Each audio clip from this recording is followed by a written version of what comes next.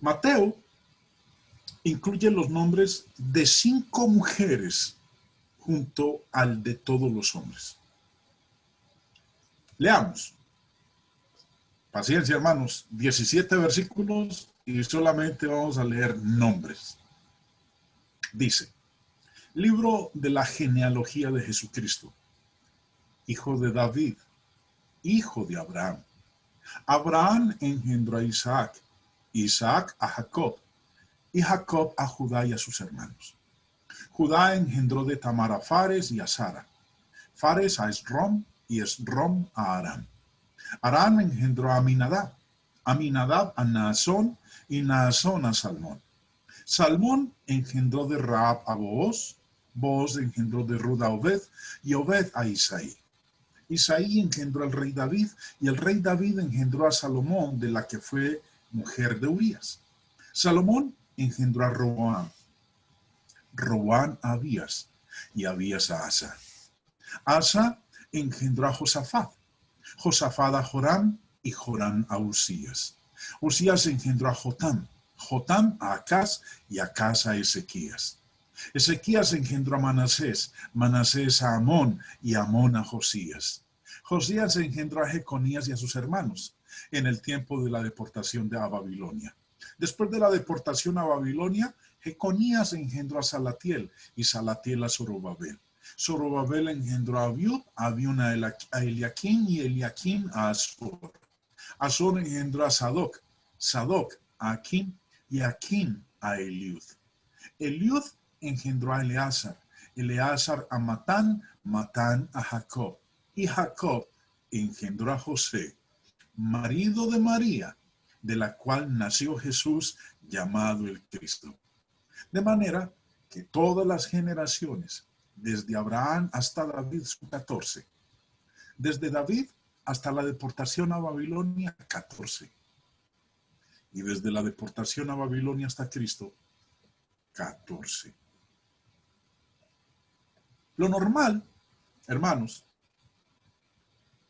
lo normal que nosotros deberíamos esperar es que, acorde a la costumbre en el Medio Oriente, es que las genealogías sean listas solo de hombres, sin mencionar ninguna mujer.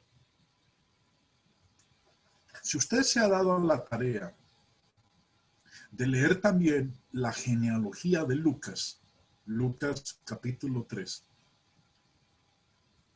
se dará cuenta o se habrá dado cuenta de que Lucas nombra 76 varones, donde no se incluye ni una sola mujer. Viene entonces la pregunta. Si usted estuvo atento a la lectura que hice hace un momento de la genealogía en Mateo, se habrá dado cuenta que se mencionan 5 mujeres. ¿Se dio cuenta de eso? Espero que se haya dado cuenta. Pero no voy a leer aquí la genealogía de Lucas. Usted en su tiempo personal, lo invito para que lo lea y cuente. Y se va a dar cuenta que se mencionan 76 varones y no está incluida ni una sola mujer. La pregunta: ¿por qué Mateo añade el nombre de 5 mujeres en su lista de 40 varones? La diferencia entre Lucas y Mateo es que Lucas menciona 66 varones, Mateo menciona 40, más los nombres de 5 mujeres. ¿Por qué? Bueno, con el fin de responder esta pregunta, hermanos, será vital que nosotros revisemos lo que se sabe acerca de estas mujeres. ¿Qué sabe usted de las 5 mujeres que aparecen en la genealogía de Mateo? Usted solamente podrá responderlo, yo no lo puedo responder por usted. Porque normalmente cuando uno empieza leyendo o si ha leído en los evangelios, uno no le presta atención a esa genealogía de Mateo ni a la genealogía de Lucas, porque es algo que es como aburridor, no le llama a uno la atención. Leer nombres por leer. Pero vamos a tratar, hermanos, de revisar lo que sabemos o lo que la Biblia nos dice acerca de estas 5 mujeres que aparecen en la genealogía del Evangelio de Mateo. Y la primera que aparece en la lista es Tamar. Tamar, acorde a lo que dice Mateo 1:3, Judá engendró de Tamar a Fares y a Sara. Fares a Esrom y Esrom a Aram. Esta es la primera mujer que se menciona en la genealogía de Mateo, Tamar. Acorde a la literatura precristiana, en el libro de los Jubileos, Tamar es considerada aramea. Y según Génesis capítulo 38, Tamar estaba casada con el mayor de 3 hermanos que murió sin haber tenido hijos. En aquel tiempo era costumbre que al morir un hombre sin haber dejado descendencia, si tenía un hermano, la familia esperaba que éste se casara con la viuda. Pero vamos a leer el contexto ahí de Génesis capítulo 38. Vamos a leer los 30 versículos para que nos ubiquemos bien en tiempo y espacio lo que la escritura nos dice acerca de esta mujer que es la primera mencionada en la genealogía de nuestro Señor Jesucristo en el Evangelio de Mateo.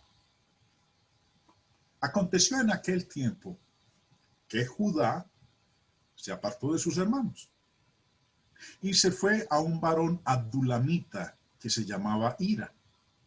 Y vio allí Judá la hija de un hombre cananeo, el cual se llamaba Súa, y la tomó, y se llegó a ella. Y ella concibió, y dio a luz un hijo, y llamó su nombre Concibió otra vez, y dio a luz un hijo, y llamó su nombre Onán. Y volvió a concebir, y dio a luz un hijo, y llamó su nombre Sela. Y estaba en Quesid cuando lo dio a luz. Después Judá tomó mujer para su primogénito la cual se llamaba Tamar. Y el primogénito de Judá, fue malo ante los ojos de Jehová, y le quitó Jehová la vida. Entonces Judá dijo a Onán: llégate a la mujer de tu hermano, y despósate con ella, y levanta descendencia a tu hermano. Y sabiendo Onán que la descendencia no había de ser suya, sucedía que cuando se llegaba a la mujer de su hermano, vertía en tierra por no dar descendencia a su hermano. Y desagradó en ojos de Jehová lo que hacía, y a él también le quitó la vida. Y Judá dijo a Tamar su nuera: quédate viuda en la casa de tu padre hasta que crezca Sela, mi hijo, porque dijo: no sea que muera él también como sus hermanos. Y se fue Tamar y estuvo en casa de su padre. Pasaron muchos días, y murió la hija de Súa, mujer de Judá. Después Judá se consoló y subía a los trasquiladores de sus ovejas a Timnat, él y su amigo Hira, el adulamita.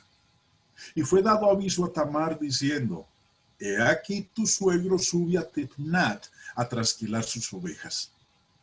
Entonces se quitó ella los vestidos de su viudez y se cubrió con un velo y se arrebozó. Y se puso a la entrada de Enaim junto al camino de Timnat, porque veía que había crecido Sela, y ella no era dada a él por mujer. Y la vio Judá, y la tuvo por ramera, porque ella había cubierto su rostro. Y se apartó del camino hacia ella y le dijo: déjame ahora llegarme a ti, pues no sabía que era su nuera. Y ella dijo: ¿qué me darás por llegarte a mí? Él respondió: yo te enviaré del ganado un cabrito de las cabras. Y ella dijo, dame una prenda hasta que lo envíes. Entonces Judá dijo, ¿qué prenda te daré? Ella respondió, tu sello, tu cordón y tu báculo que tienes en tu mano.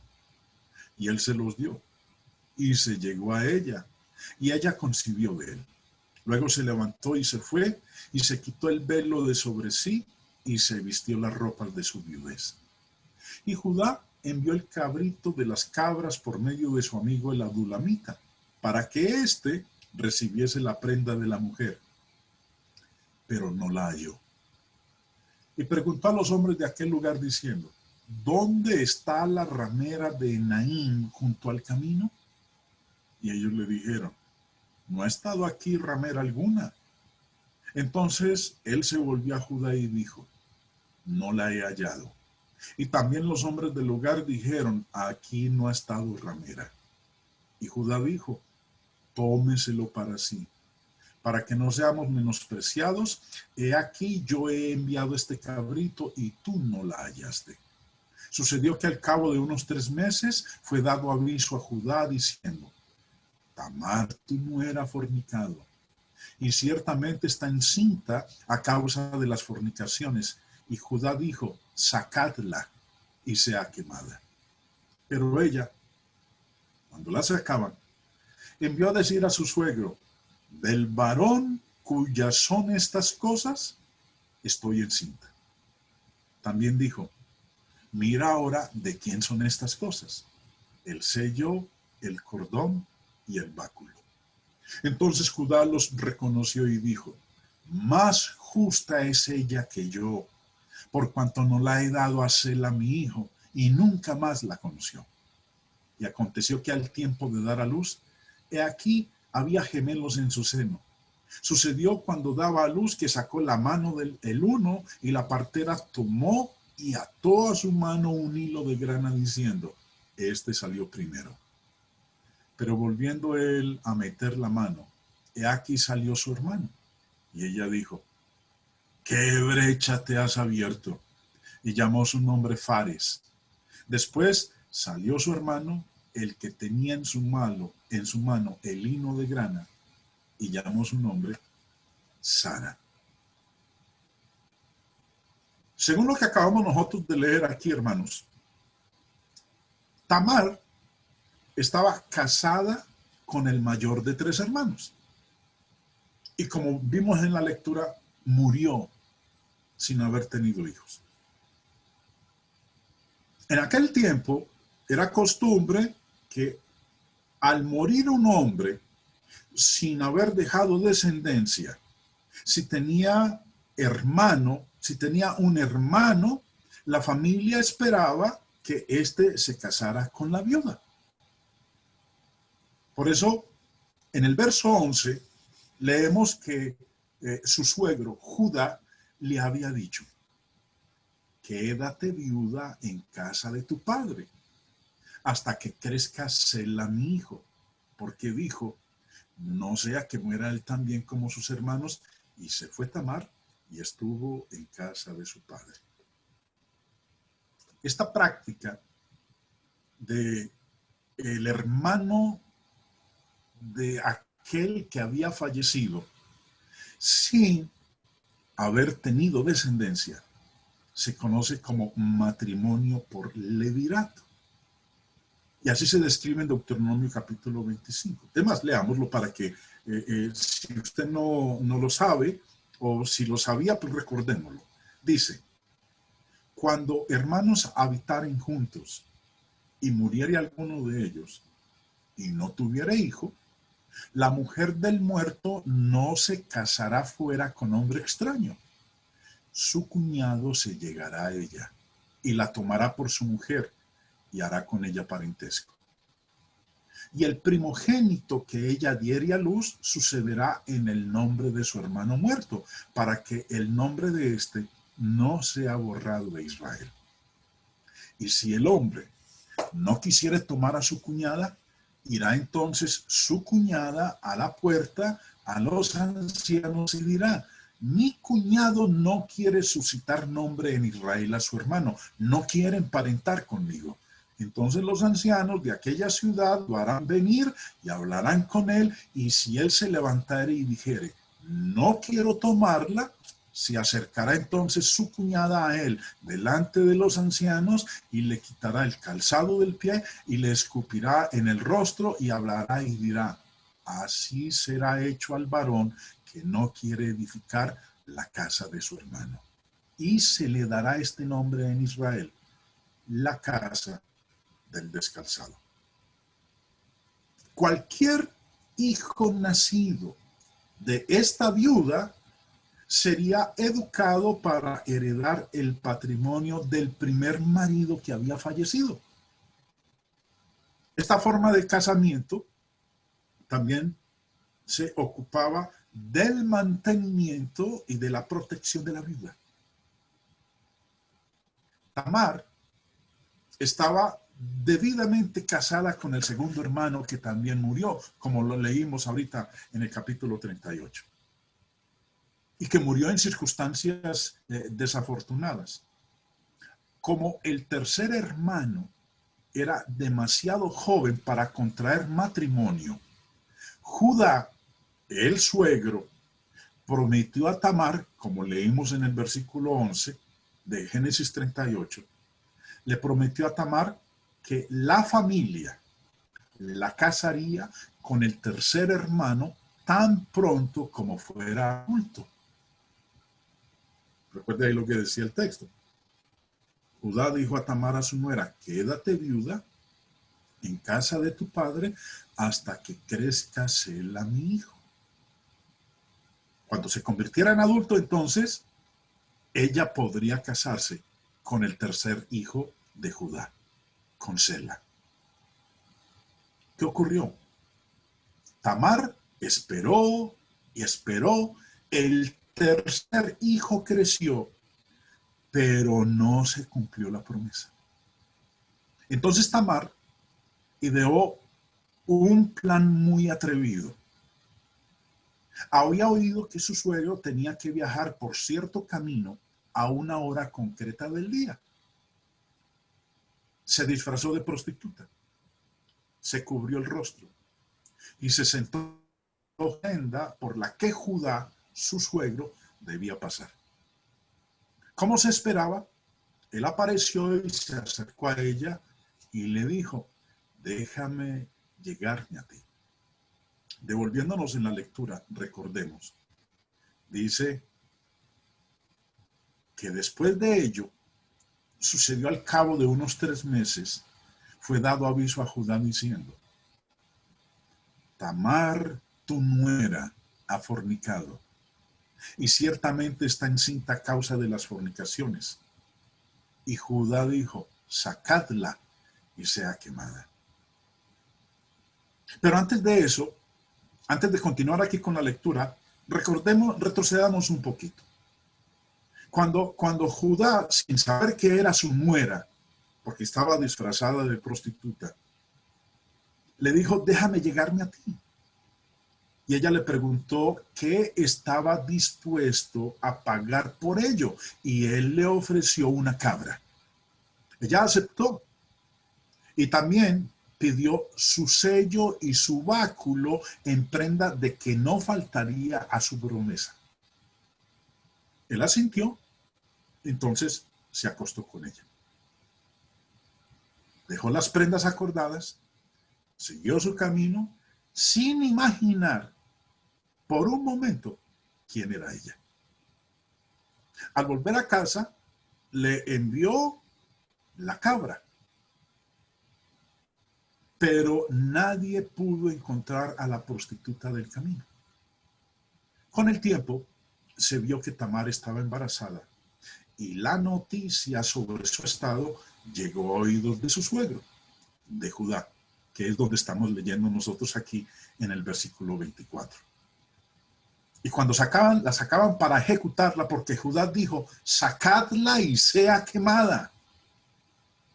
Cuando la sacaban para ejecutarla, ella envió un mensaje a su suegro junto con el sello y el báculo. Dice el verso 25. Pero ella, cuando la sacaban, envió a decir a su suegro, del varón cuyas son estas cosas, estoy encinta. También dijo, mira ahora, ¿de quién son estas cosas? El sello, el cordón y el báculo. Judá, tan pronto vio eso, reconoció inmediatamente su sello y su báculo y declaró en el verso 26, más justa es ella que yo, por cuanto no la he dado a Sela mi hijo, y nunca más la conoció. Ahora, este plan de Tamar fue un plan valiente, pero también atrevido. Ella, con lo que nosotros estamos leyendo aquí en esta porción, hermanos, defendió los derechos que ella tenía. ¿Cuáles eran los derechos que ella tenía? A que uno de sus hermanos, uno de los hermanos de su esposo fallecido, la tomara como esposa. Judá no había cumplido la promesa de darle su hijo menor cuando creciera como esposo a Tamar para que levantara descendencia a su primer marido. Por eso Tamar ideó este plan, y como dije hace un momento, un plan valiente y atrevido. Lamentablemente, nosotros estamos viendo aquí que ella no pareció tener otra forma de asegurar los derechos que ella tenía. Según las leyes de Levítico, tanto Judá como Tamar habían cometido incesto. Recuerden que ella quedó embarazada de su suegro. Obviamente, como vimos en la lectura, Judá no supo en el momento en que se llegó a ella que era su nuera. Él pensó que era una prostituta, y recordemos que él ya estaba viudo también.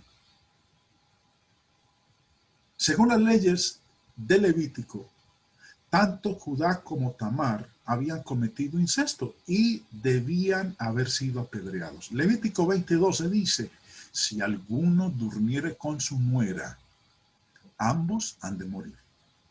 Cometieron grave perversión. Su sangre será sobre ellos.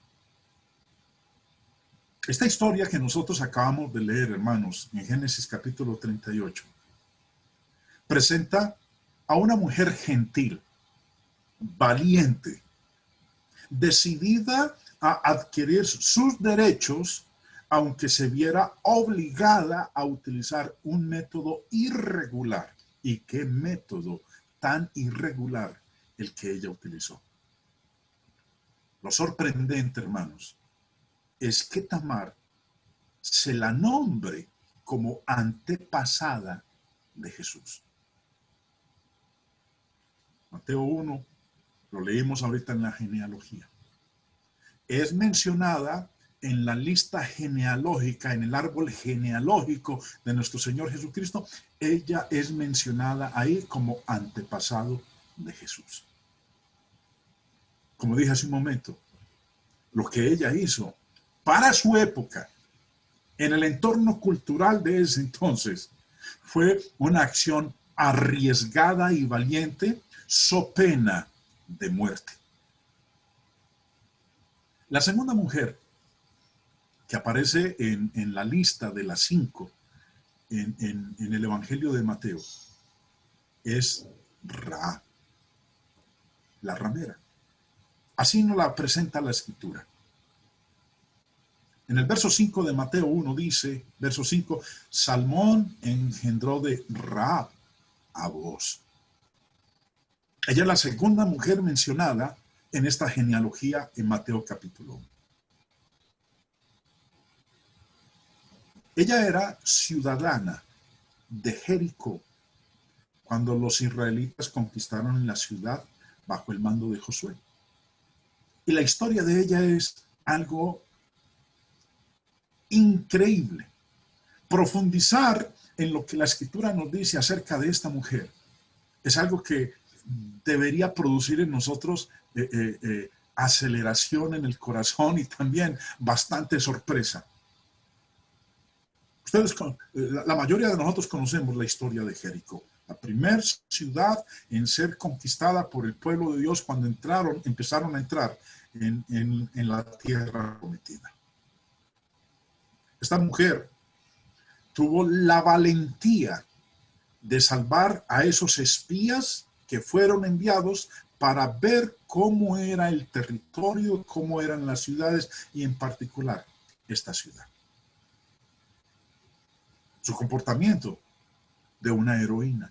Josué 2:1 dice, Josué, hijo de Nun, envió desde Sittim 2 espías secretamente diciéndoles, andad, reconoced la tierra y a Jericó. Y ellos fueron y entraron en casa de una ramera que se llamaba Rahab y posaron allí. La historia nos sigue hablando acerca de este evento en el inicio del libro de Josué. Y se nos presenta a ella como linaje de nuestro Señor Jesucristo. Jesús es descendiente de esta mujer. En el árbol genealógico que nos muestra Mateo capítulo 1, nos muestra, y voy a retomar nuevamente la lectura que hicimos hace un rato. Mateo 1:1 dice, libro de la genealogía de Jesucristo,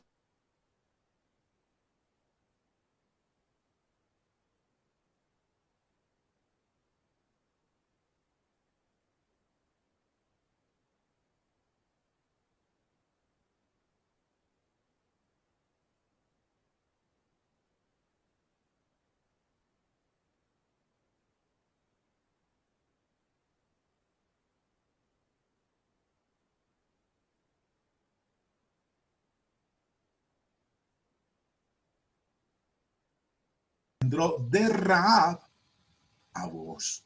Y quedémonos ahí.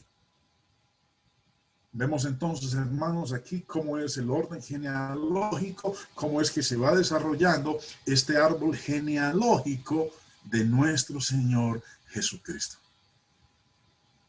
Volviendo nuevamente con la historia de Rahab, nos dice Josué 2:15 que ella los hizo descender con una cuerda por la ventana para que pudieran escapar antes de que los atraparan a ellos, porque su casa estaba en el muro de la ciudad y ella vivía en el muro. Previamente uno lee en Deuteronomio capítulo 20 que Dios le había dado instrucciones al pueblo que cuando fueran a entrar en la tierra prometida tenían que destruir todas las naciones que habían allá. Destruirás completamente al Eteo, al Amorreo, al Cananeo, al Fereceo, al Heveo y al Jebuseo, como Jehová tu Dios te ha mandado. Cuando el jefe de la ciudad se enteró de que habían llegado unos espías y que estaban hospedados en la casa de Rahab, envió sus soldados. Y nos dice el versículo 2, Josué 2:2, y fue dado aviso al rey de Jericó diciendo, he aquí que hombres de los hijos de Israel han venido aquí esta noche para espiar la tierra. Entonces el rey de Jericó envió a decir a Rahab, saca a los hombres que han venido a ti y han entrado a tu casa, porque han venido para espiar toda la tierra. La historia de esta mujer, el desenlace de la vida de ella, es una vida de una fe en Dios. Cuando ella se enteró de lo que Dios había hecho con su pueblo, cómo los había sacado de la esclavitud en Egipto, cómo había enviado las plagas, la escritura dice en Hebreos 11:31 que por la fe Rahab, la ramera, no pereció juntamente con los desobedientes, habiendo recibido a los espías en paz. Rahab tuvo la valentía de salvar a estos hombres cuando sus vidas se vieron amenazadas por sus paisanos. Ahora, y como prueba de agradecimiento, ellos le prometieron librarla cuando la ciudad fuese destruida. Verso 17 dice, y ellos le dijeron, nosotros quedaremos libres de este juramento con que nos has juramentado. He aquí, cuando nosotros entremos en la tierra, tú atarás este cordón de grana a la ventana por la cual nos descolgaste y reunirás en tu casa a tu padre y a tu madre, a tus hermanos y a toda la familia de tu padre. Y así lo hizo. Esta mujer recibió la promesa de parte de ellos de ser libre, de no morir cuando la ciudad fuera tomada, cuando la ciudad fuera destruida. Ahora, ella era una mujer gentil y era conocida por ser prostituta.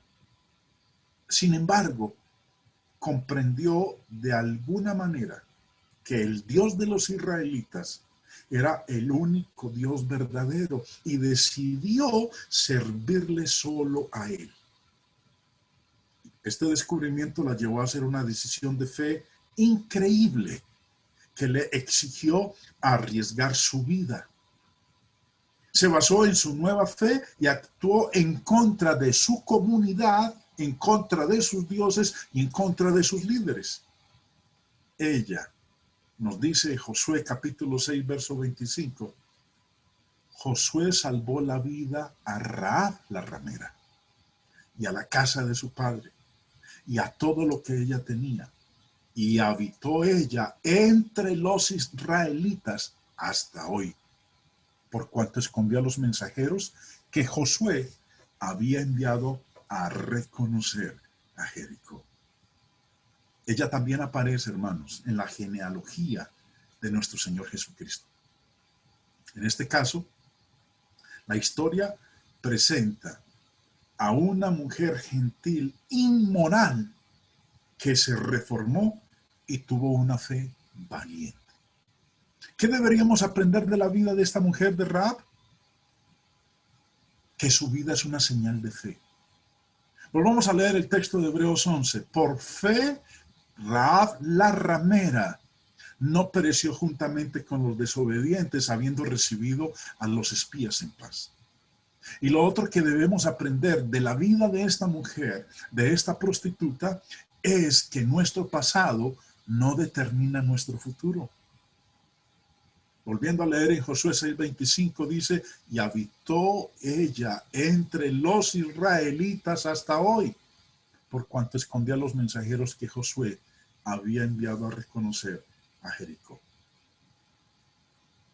En este caso, la historia presenta a una mujer gentil, inmoral, que se reformó y tuvo una fe valiente.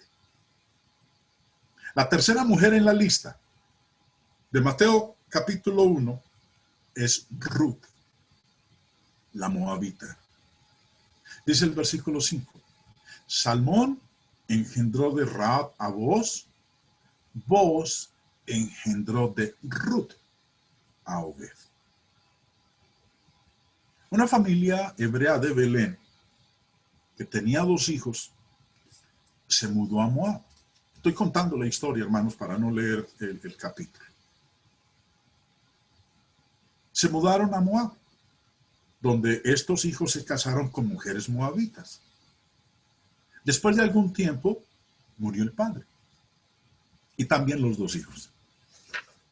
La familia quedó reducida a Noemí, la madre, y sus 2 nueras moabitas. Pensando con sabiduría, Noemí se dio cuenta de que la única forma de sobrevivir era volver a Belén, donde aún tenía algunos parientes lejanos. Cuando estuvo preparada para partir, una de las 2 mujeres moabitas decidió permanecer en su tierra natal. Sin embargo, la otra, Ruth, declaró que iría con Noemí a toda costa. Y en el verso 16 y 17 tenemos nosotros el registro de las famosas palabras que Ruth le dijo a su suegra Noemí. Verso 16. Respondió Ruth, no me ruegues que te deje y me aparte de ti, porque a donde quiera que fueres, a donde quiera que tú fueres, iré yo, y donde quiera que vivieres, viviré. Tu pueblo será mi pueblo, y tu Dios mi Dios. Donde tú murieres, moriré yo, y allí seré sepultada. Así me haga Jehová y aún me añada, que solo la muerte hará separación entre nosotras dos. Entonces, ambas, Ruth y su suegra Noemi, regresaron a Belén, donde Ruth conoció a un rico pariente lejano de la familia de Noemí y se casó con él. Aquí continúa la historia, hermano. Esto es de película. Es más, vamos a leer lo que nos dice la escritura. El consejo que le dio su suegra cuando ellas regresaron a Belén. El verso 6 de Ruth capítulo 3 dice: descendió pues a la era e hizo todo lo que su suegra le había mandado. Cuando Booz hubo comido y bebido y su corazón estuvo contento, se retiró a dormir a un lado del montón. Entonces ella vino calladamente y le descubrió los pies y se acostó. Y aconteció que a la medianoche se estremeció aquel hombre y se volvió, y aquí una mujer estaba acostada a sus pies. Entonces él dijo: ¿quién eres? Y ella respondió: yo soy Ruth, tu sierva. Extiende el borde de tu capa sobre tu sierva, por cuanto eres pariente cercano. En otras palabras, le está diciendo o está reclamando el derecho de la ley del levirato, como ocurrió en el caso de Tamar. Eres pariente cercano. Extiende el borde de tu capa sobre tu sierva. Y él dijo: bendita seas tú de Jehová, hija mía. Has hecho mejor tu postrera bondad que la primera, no yendo en busca de los jóvenes, sean pobres o ricos. Ahora pues, no temas, hija mía, yo haré contigo lo que tú digas. Pues toda la gente de mi pueblo sabe que eres mujer virtuosa. Y ahora, aunque es cierto que yo soy pariente cercano, con todo eso hay pariente más cercano que yo. Pasa aquí la noche, y cuando sea de día, si él te redimiere, bien, redímate. Mas si él no te quisiera redimir, yo te redimiré. Vive Jehová. Descansa pues hasta la mañana. Y después que durmió a sus pies hasta la mañana, se levantó antes que los hombres pudieran reconocerse unos a otros, porque él dijo: no se sepa que vino mujer a la era. Esta mujer, hermanos, nos muestra, como lo dice aquí en la genealogía, verso 5, Booz engendró de Ruth a Obed. En la lectura que acabamos nosotros de realizar, nos muestra a nosotros que en un momento dado, Booz se despertó y encontró a una mujer a sus pies. Le preguntó quién era ella y ella respondió: soy Ruth, tu sierva. Extiende el borde de tu capa sobre tu sierva, por cuanto eres pariente cercano. Como dije hace un momento y vuelvo y lo repito, ella le estaba pidiendo matrimonio de levirato, como lo determinaba la ley en Deuteronomio. Lo mismo que era el reclamo que estaba haciendo Tamar a su suegro Judá. Booz contestó con honradez que cumpliría su deber y la elogió por no haberse ido en busca de los jóvenes. Al final, Booz se casó con ella, como lo dice ahí el verso 5 de la genealogía. Booz engendró de Ruth y vivieron felices para siempre. Como dice los cuentos de hadas de las películas de Disney. Lo interesante, hermanos, es que esta tercera mujer en el linaje de nuestro Señor Jesucristo era una gentil, no era judía, que desde el principio hasta el final de su historia fue una santa. Manifestó fe, amor, compromiso, inteligencia y valor. Y lo más interesante de todo esto es que sin ella, David, el rey David, no habría nacido. Porque ella se convierte, hermanos, en la bisabuela de David. Continuando, la cuarta mujer que nosotros encontramos en la genealogía de Mateo y que él la presenta es Betsabé, que no debía gustarle mucho a Mateo, porque ¿cómo se explica que en la genealogía él no mencione el nombre de ella? La menciona como la que fue mujer de Urías. El verso 6 dice así: Isaí engendró al rey David, y el rey David engendró a Salomón, de la que fue mujer de Urías. ¿Cuál fue la razón por la cual Mateo no quiso mencionar su nombre? Yo concluyo, hermanos, que no le gustaba a esta mujer. Es imposible imaginar que él no recordara el nombre de ella. Simplemente la define como la que fue mujer de Urías. Ahora, ¿por qué la situación? Ella también tiene una historia. Betsabé, nosotros la conocemos muy bien. En Oriente Medio, hombres y mujeres son excepcionalmente recatados en cuanto a exponer sus cuerpos. Pero en la historia que nosotros tenemos en 2 de Samuel capítulo 11 y capítulo 12, en donde se habla del pecado de David con la mujer de Urías, Betsabé,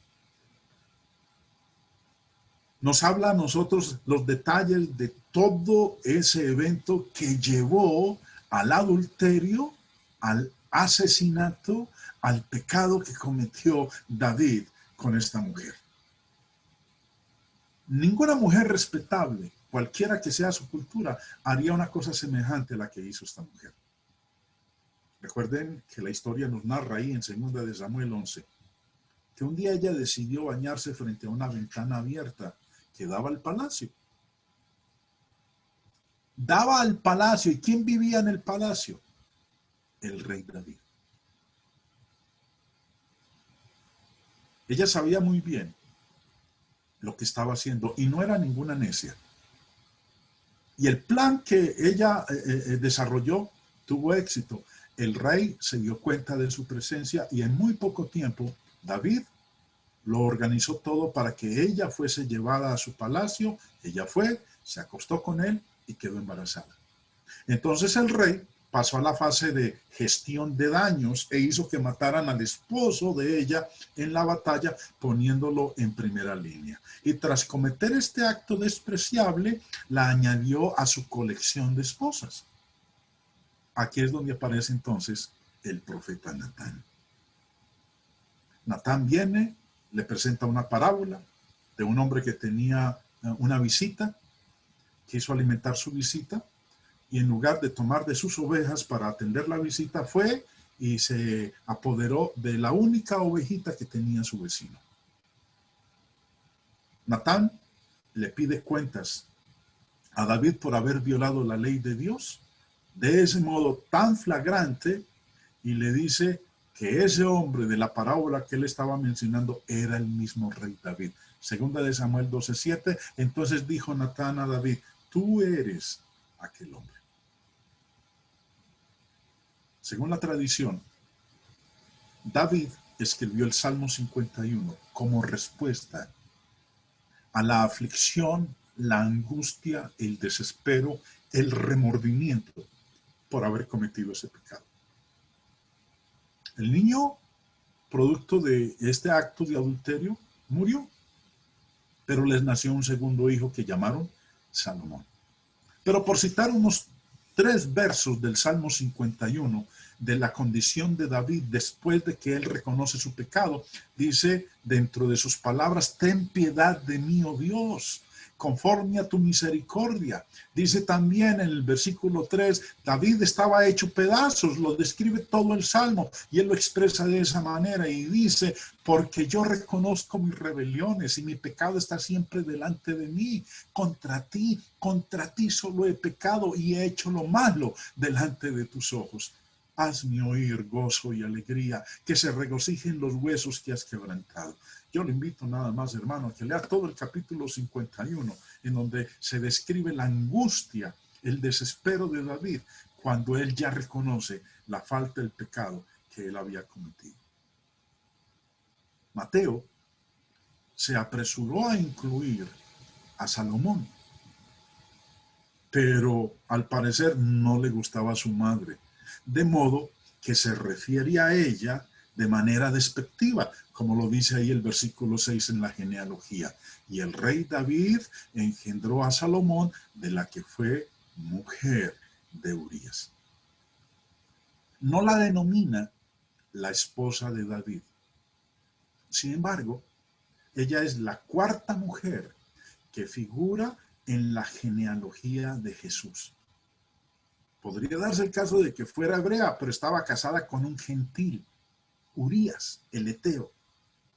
A diferencia de Ruth, fue infiel a su esposo. Por otra parte, podemos decir que esta mujer demostró inteligencia, osadía, iniciativa y valor a la hora de progresar en la forma en que ella entendía sus intereses.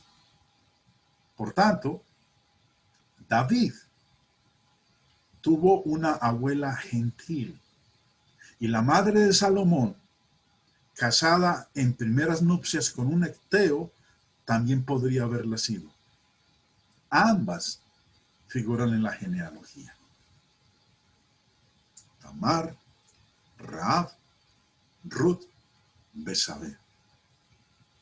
La lista acaba con María, de la cual nació nuestro Señor Jesucristo. En el verso 16 de la genealogía de Mateo dice, y Jacob engendró a José, marido de María, de la cual nació Jesús, llamado el Cristo. De principio a fin, se nos muestra a nosotros el carácter de esta mujer. Una muchacha alegre, pero una humilde campesina. De principio a fin fue una santa y estuvo dispuesta a acceder al costoso discipulado de ser la madre de Jesús. Aceptó su embarazo como milagro de Dios. Pero hermanos, resulta difícil imaginar que muchos dentro de su comunidad creyeran su historia. Es muy probable que la mayoría de ellos la consideraran una mujer inmoral que debería ser apedreada. Cuando ella recibió el mensaje del ángel, ella respondió de esta manera. Lucas 1:38. Entonces María dijo, he aquí la sierva del Señor. Hágase conmigo conforme a tu palabra. Y el ángel se fue de su presencia. Admitió con toda humildad ese discipulado, a sabiendas de que sería avergonzada a los ojos de toda la comunidad y que podría incluso ser la causa de su muerte. Nosotros leemos en los evangelios cómo al Señor Jesús, en una discusión que tuvo con los judíos, le dijeron a él que él era hijo de fornicación, que él era un bastardo, que era el producto de una relación sexual ilícita que su mamá había tenido con un soldado que se llamaba Ben Pantera. Obviamente eso no lo leemos nosotros, el nombre del soldado Ben Pantera no lo leemos ahí en los evangelios, pero la historia secular así lo cuenta, que era lo que le decían al Señor Jesús los detractores de él en el primer siglo. Pero ella estuvo dispuesta a aceptar el riesgo, aún de las condiciones culturales, del pensamiento de ese entonces y de lo que la ley decía. Si una mujer, estando desposada, resultaba siéndole infiel a ese que iba a ser su esposo, aceptó humildemente ser la madre del Hijo de Dios. ¿Por qué incluye Mateo a estas 5 mujeres en la ascendencia de Jesús? No podemos saberlo con seguridad. Pero hermanos, yo puedo sugerir unas cuantas razones. Una, Mateo incluye en su genealogía, a diferencia de lo que hace Lucas, Mateo incluye a hombres y mujeres. Y esto es muy importante. Jesús, durante su ministerio, incluyó mujeres en su grupo de discípulos. Lucas 8 nos dice, aconteció después que Jesús iba por todas las ciudades y aldeas predicando y anunciando el evangelio del reino de Dios, y los 12 con él. Y algunas mujeres que habían sido sanadas de espíritus malos y de enfermedades. María, que se llamaba Magdalena, de la que habían salido 7 demonios. Juana, mujer de Chuza, intendente de Herodes, y Susana, y otras muchas que le servían de sus bienes. Vemos entonces, hermanos, que el Señor en su grupo de discípulos incluyó mujeres y tuvieron un lugar destacado en su ministerio. Con frecuencia, nosotros vemos que sus enseñanzas van dirigidas tanto a oyentes masculinos como femeninos.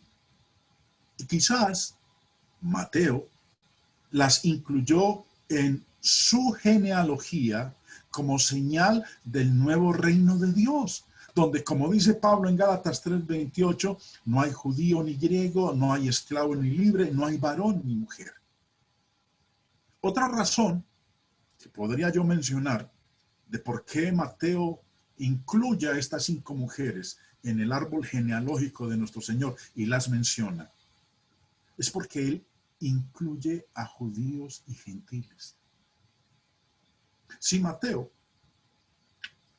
quería hacerlo de este modo en su genealogía, ¿cómo pudo llevarlo a cabo?